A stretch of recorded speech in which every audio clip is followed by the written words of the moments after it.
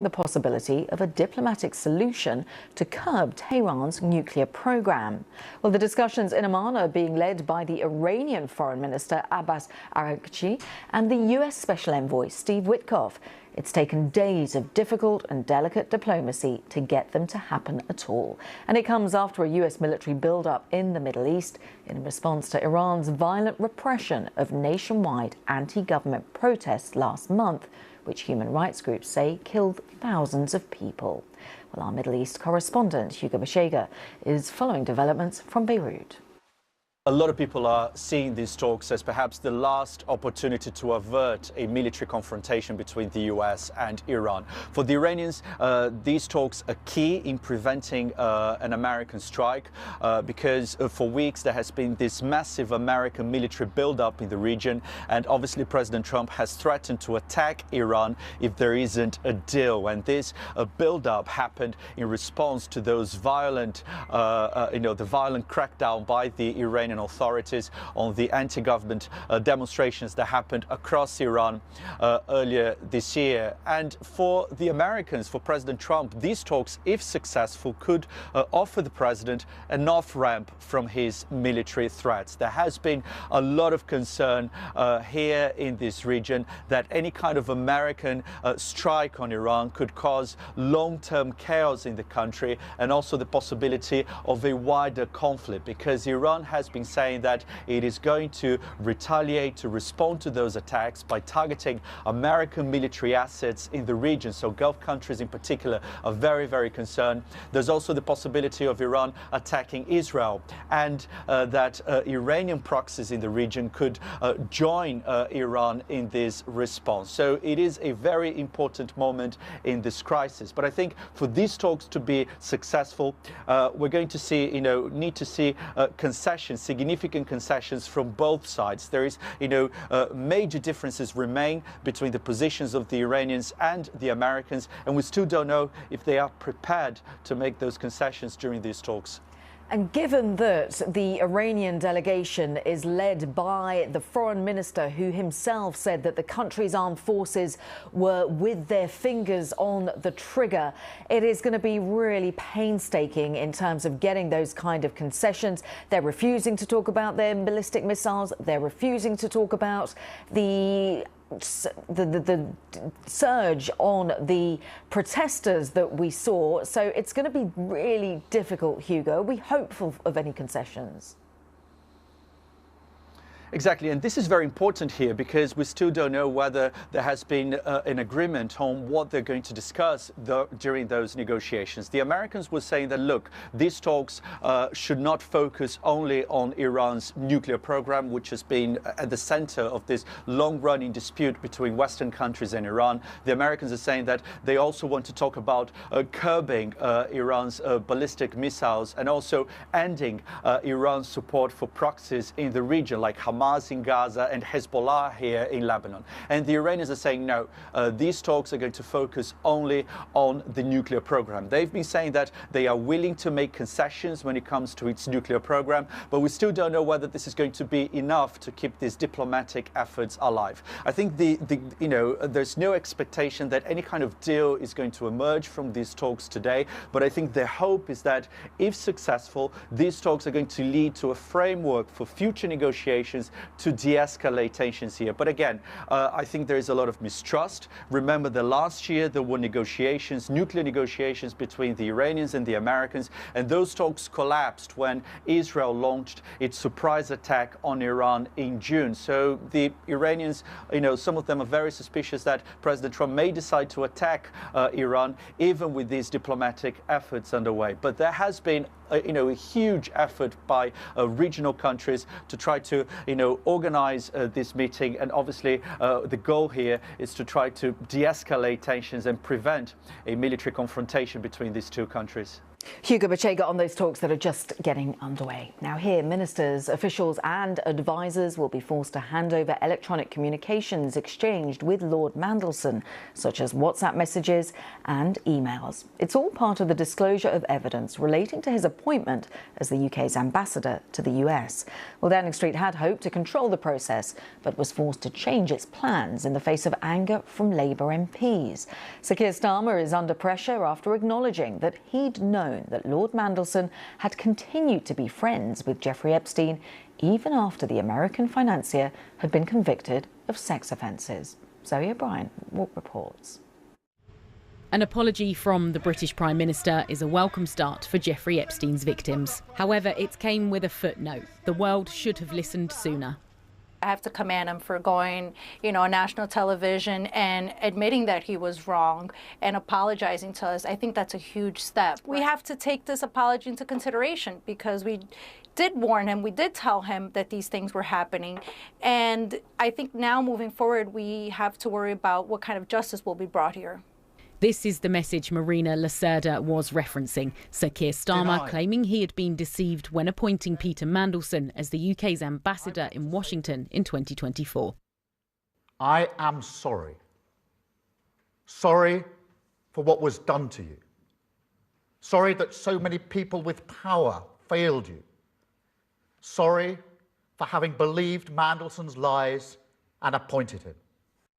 There's no suggestion of any involvement in Epstein's trafficking or sexual crimes, but the issue for so many is that Lord Mandelson maintained a friendship with Epstein after the billionaire was convicted of procuring a child for prostitution in 2008. But the Prime Minister could face further fallout from the files in what's been labelled the biggest scandal since the 2009 MPs' expenses revelations, after MPs have backed the release of documents over Mandelson's appointment. I think we could just be in the foothills here. We don't know what other public figures could be dragged into this. We've seen from the COVID inquiry how completely random stuff can get thrown up for that. MP Emma Reynolds backed the Prime Minister, who she said was repeatedly lied to.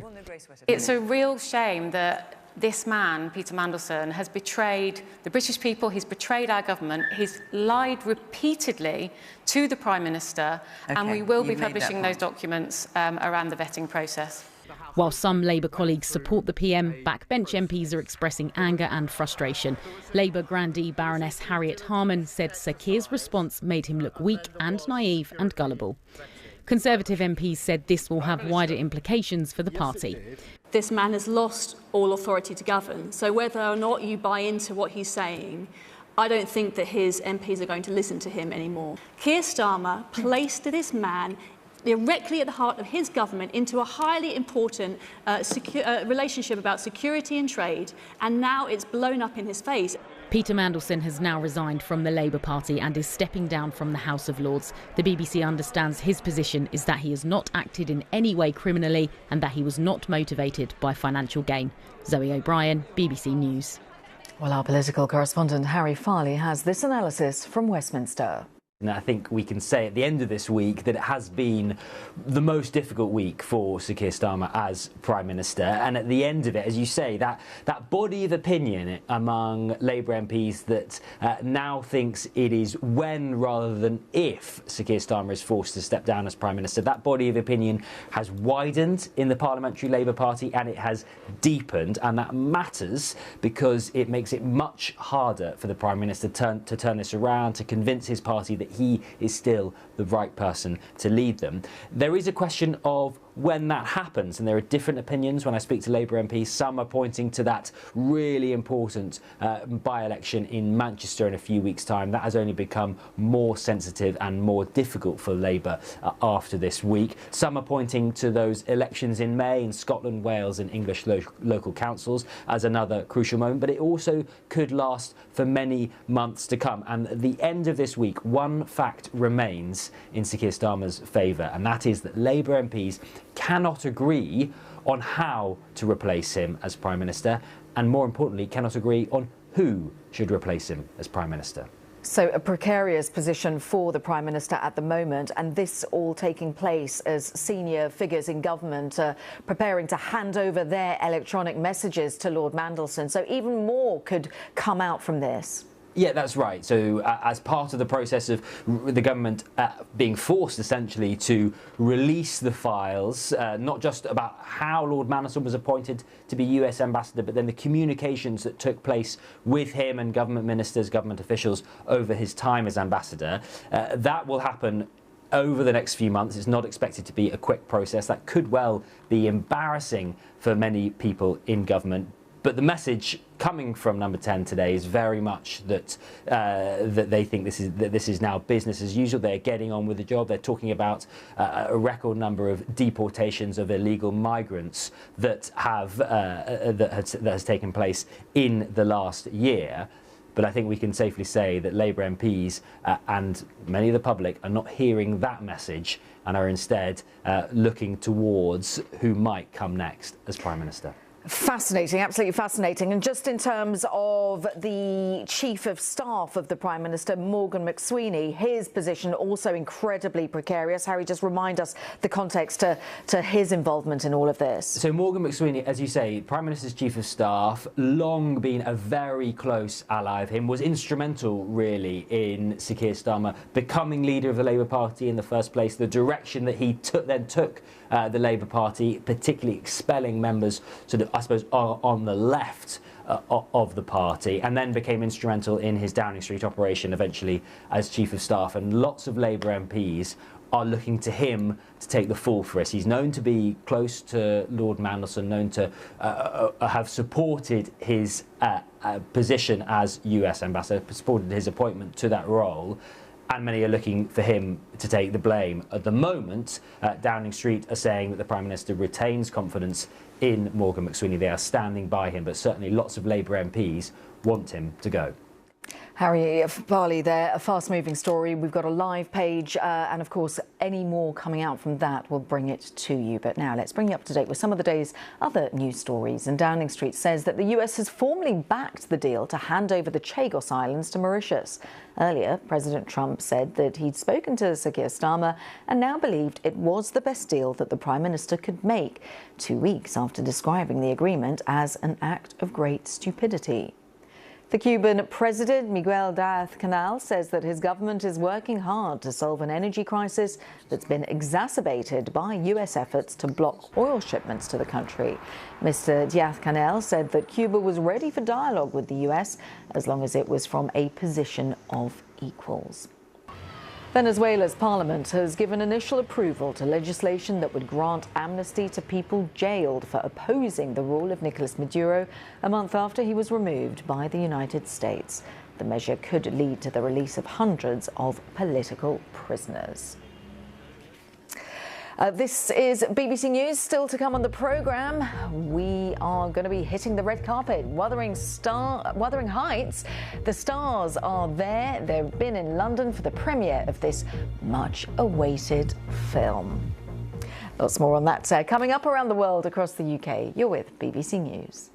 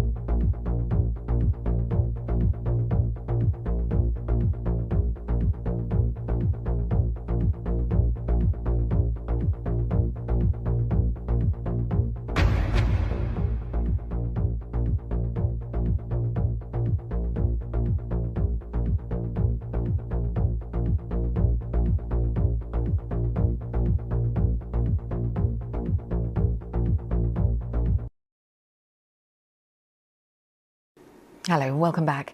A BBC Eye investigation in China has uncovered a network of cameras hidden in hotel rooms that are secretly filming people.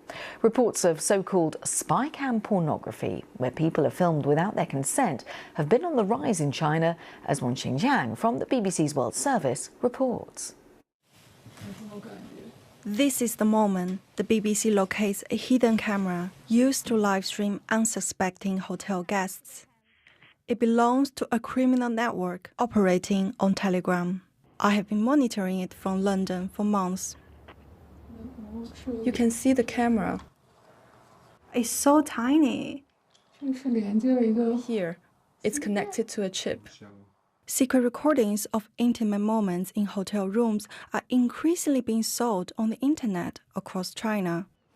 Emily and her boyfriend Eric stayed in a hotel for a Christmas getaway. They later learned that a recording of their stay had been posted online. I eventually watched for a few seconds, but I didn't finish watching the whole video. I found it hard to accept. BBCI has been investigating one of the individuals selling access to a website live streaming spycam porn.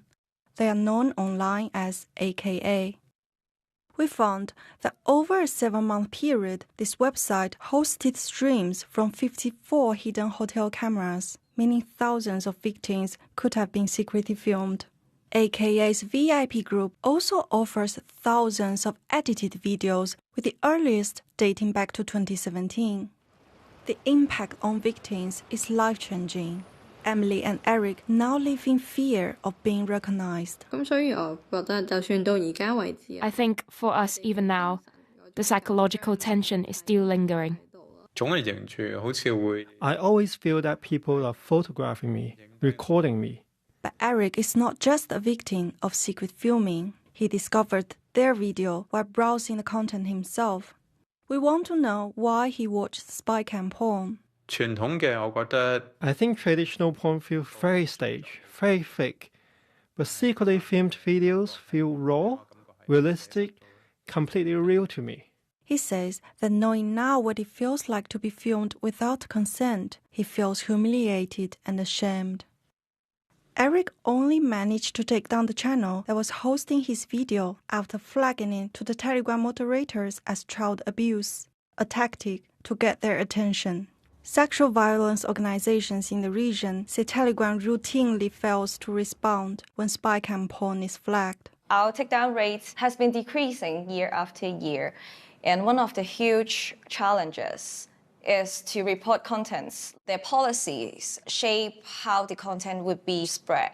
We took our findings to Telegram. In a statement, they said, sharing non-consensual pornography is explicitly forbidden by Telegram's terms of service. Telegram proactively moderates and accepts reports in order to remove millions of pieces of harmful content each day. We confronted the agent AKA with our findings, but he did not respond. AKA's non-Telegram feeds have since been deleted, but the website he promoted remains active.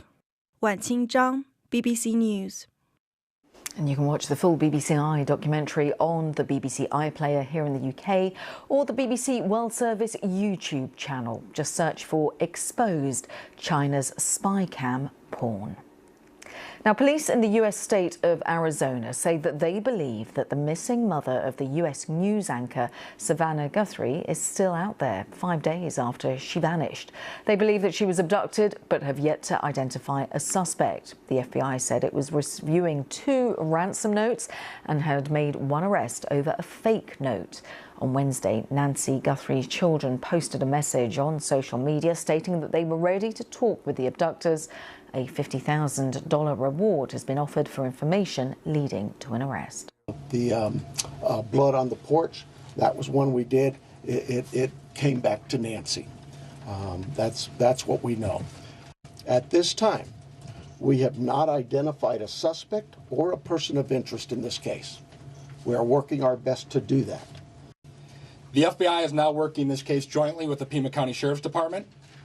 And we're going to start today by announcing a $50,000 reward for information leading to the recovery of Nancy Guthrie and or the arrest and conviction of anyone involved in her disappearance. And this will be the missing persons with the reward that will be going out. Any updates, of course, we'll bring them to you. Now, Thailand will be holding a general election this Sunday, less than 3 years after the last one. In that time, there have been 3 prime ministers, a border war with Cambodia, and rising public anxiety about the country's faltering economy. Like last time, a young progressive party has been leading the opinion polls, propelled by a hunger for change, especially among younger Thais. However, reformist parties have been repeatedly dissolved or blocked from taking power in Thailand, and there are fears that the same will happen again, prolonging a 20-year-long political crisis. Jonathan Head reports from Bangkok. They call themselves the People's Party. Their candidates making special efforts to reach the voters. Maki Potasak gave up his job in TV production to campaign for the party in Thailand's northeast. With its promises of sweeping reform, he won the seat here 3 years ago and hopes to do so again. We are just ordinary people you could meet on any street, but with a real determination to solve problems in this constituency. I think the villagers here can see that. One of his encounters illustrates those problems. Arm is about to lose his job. The factory where he works is closing this year. I only have basic education, he said, and low-skilled jobs are now leaving Thailand. The realisation, even in small rural communities, that the old ways of politics are not solving Thailand's deep economic challenges is giving a real boost to the popularity of the young reformists outside the big cities. But they know from bitter experience that even if they come first in this election, they may still be barred from forming a government. The party's wealthy and idealistic founder has joined the campaign. Like many of his colleagues, he's been banned from political office, with 2 previous incarnations of his party dissolved by the courts. Powerful conservative forces in Thailand don't want them in government. They are afraid of us, they are afraid of change. They want